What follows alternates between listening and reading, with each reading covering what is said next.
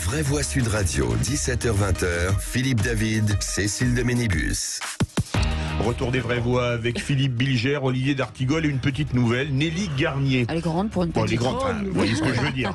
Je suis une grande nouvelle, une bonne nouvelle. Une bonne nouvelle. Ah, on ne sait pas, ça on verra à la fin. C'est ça. Vous emballez pas Nelly. Hein. Parce que vous avez le carnet de notes en partant pour la première. Ouais. Moi j'ai déjà écrit des trucs, mais je vous en parlerai.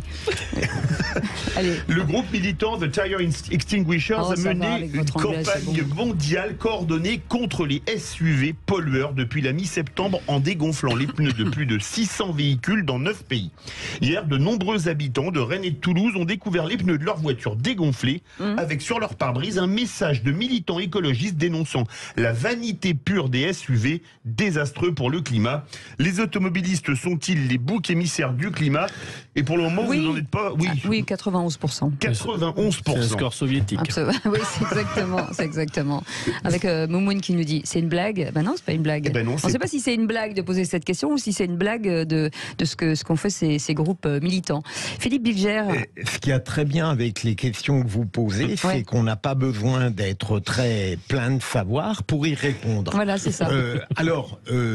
Les automobilistes, en l'occurrence, sont évidemment victimes, et je dénonce, et je ne crois pas être original, les méthodes mises en œuvre par ce groupe dont je ne prononcerai pas le nom dans la mesure où mon anglais est imparfait.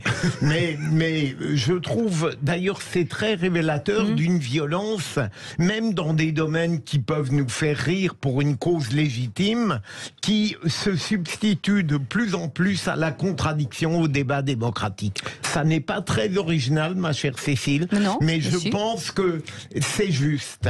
Nelly Garnier. Non, mais moi je trouve que dans ce cas-là, on peut aussi ces gens aller leur couper l'électricité cet hiver et leur couper le chauffage, parce que aujourd'hui, en fait, moi, c'est toute cette génération qui vient regarder combien de temps vous laissez couler l'eau quand vous vous lavez les dents, mais en même temps qui ont fait céder les gouvernements sur le nucléaire, qui se sont toujours attaqués à nos agriculteurs et qui nous ont rendus dépendants sur certaines cultures, qui font qu'on n'a plus aucune autonomie sur les domaines stratégiques, et donc ils vont culpabiliser les gens sur des comportements individuels, mais ils savent pas ce que c'est que gérer l'énergie au niveau d'une nation, que gérer l'alimentation au niveau d'une nation. Et aujourd'hui, on se retrouve les Français, ils sont inquiets pour leur vie quotidienne, et on vient encore les culpabiliser.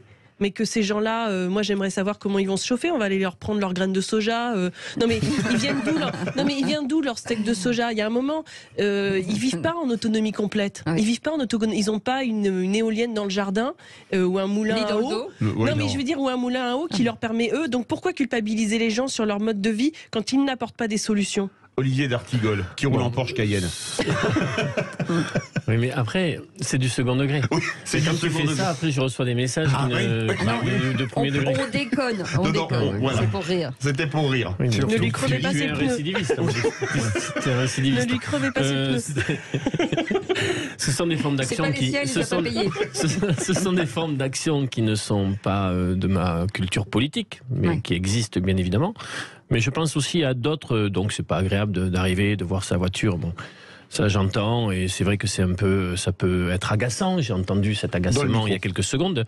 Mais je pense aussi à ces automobilistes qui n'ont pas ce type de voiture, qui ont des voitures achetées il y a pas mal d'années, qui sont polluantes et qui dans quelques temps ne pourront plus accéder. Et qui n'ont pas les moyens d'en changer. Et qui n'ont pas les moyens d'en changer, et qui dans quelques temps ne pourront plus accéder à des zones urbaines. Je pense aussi à eux. Donc il y a concernant la voiture et ceux, comme vous l'avez dit, qui n'ont pas d'autre solution pour se déplacer que de prendre leur voiture. Il y a quelque chose qui commence à s'installer et qui les vise. Je ne vais pas dire qu'il les stigmatise, parce que sinon vous allez me dire que décidément j'ai un vocabulaire pauvre, mais c'est une vraie question dans notre société. Les automobilistes ont des jours qui ne sont pas très heureux devant eux. Non, mais on écoute avec la question. On écoute. Un SUV, c'est assez ridicule comme modèle de voiture, par les dimensions, par la consommation. Là, dans les véhicules qu'on va dégonfler ce soir, il y aura des véhicules qui consomment facilement 20 litres au 100, qui pèsent 2 tonnes, voire 3 tonnes. Là, on arrive à des gros monstres quand même. Voilà. Bon, on ne justifie pas forcément le débat, mais est-ce que cette automobile bashing tout le temps, Philippe Bilger, à un moment donné, me semble. Alors, je parle sous le contrôle de ceux qui savent. Est-ce que l'automobile, en même temps, vous avez souvent dit, Philippe, qu'on devrait s'occuper des avions, des yachts, de ces choses-là.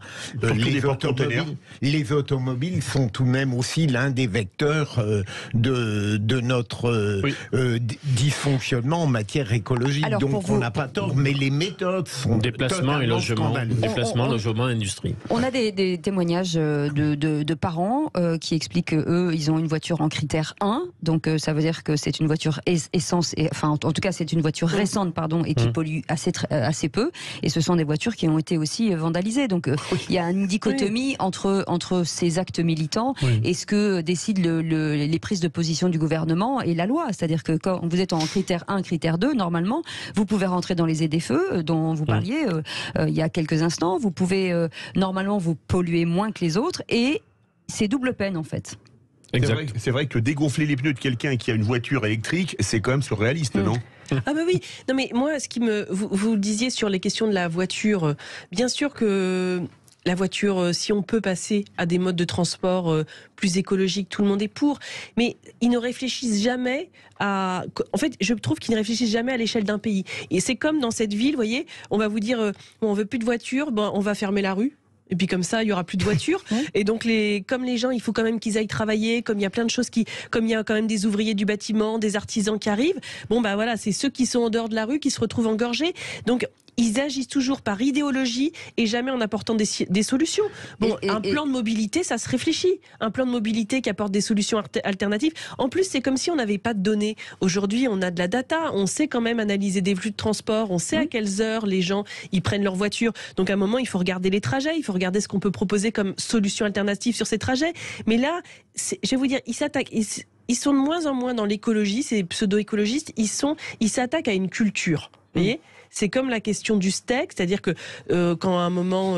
non mais les gens qui disaient la voiture, parce que la voiture c'est un symbole de virilité aussi, ou c'est un symbole de... C'est la voiture individuelle, donc c'est quand même quelque chose, une autonomie individuelle. Vous voyez, c'est pas le col-cause.